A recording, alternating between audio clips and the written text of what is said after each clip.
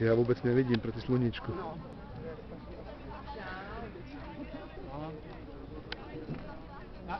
Na ten můžeš volat, jako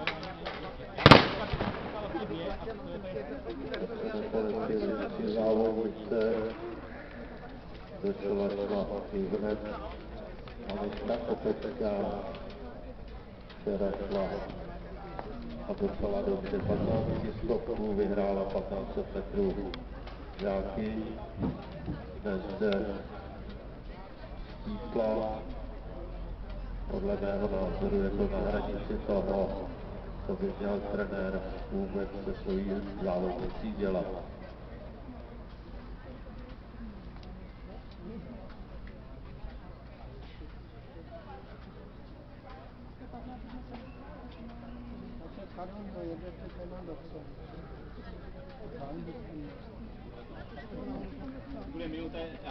Na 1500 metrů překážek všech kategorií se 300 metrů vlastní, první překážka je za cílem. Každé pole pochopitelně 4 suché překážky a jeden úvodní cyklus.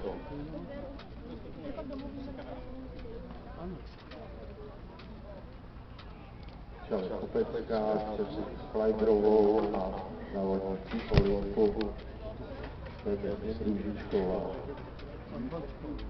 400 metrů vedoucí závodnice za 82.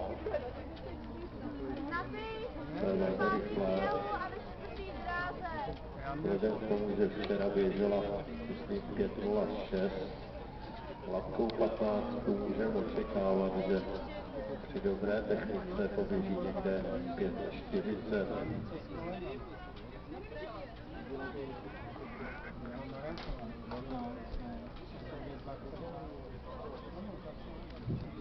Začala na 3 žáků, takhle knížka, je mě otočená, myslím, že 2:30 a je to 2:30, děkuji.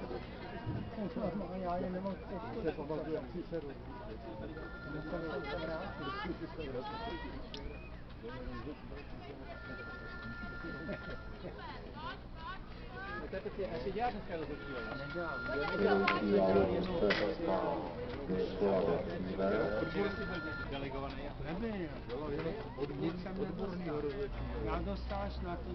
A obě vedoucí listině, nejenom, že jsou na tom dobře běžecky, ale jsou velmi dobře technicky, takže tady čas na 800 metrů 2:50, druhá závodnice 2:55, takže stále se běží na velmi dobrý výkon.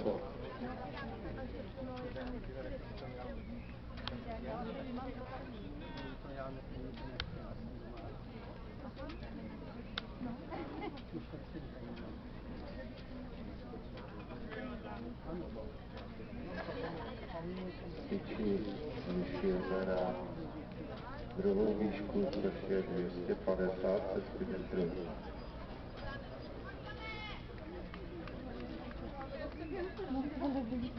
Vedoucí závodnice je na kilometru 3:36, takže opravdu velmi dobře a poběží rychleji než 5:40. Poběží někam 5:30, 5:32 a to je výborný výkon.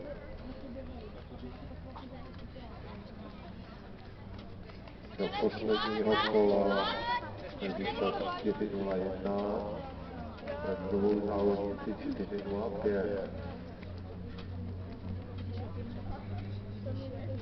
Nepochybně obě běží o limit na start na mistrovství republiky. Druhá je Kleiberová, první Kopecká, 1200 metrů 4:25, druhá závodnice 4:28.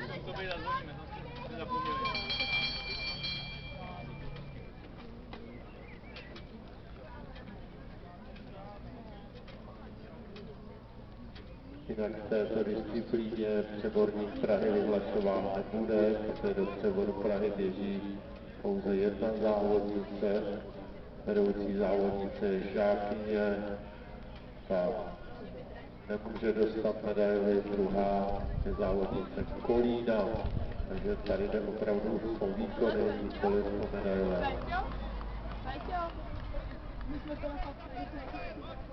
Posledních 100 metrů 5:11, takže opravdu někam k výslednému času 5:32, 5:33.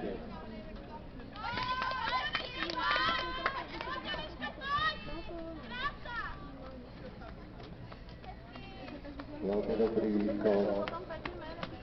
5:31, 5 neoficiálně. Druhá závodnice 5:38. Sice nepočetně obsazený závod, ale výkony prvních dvou jsou vynikající.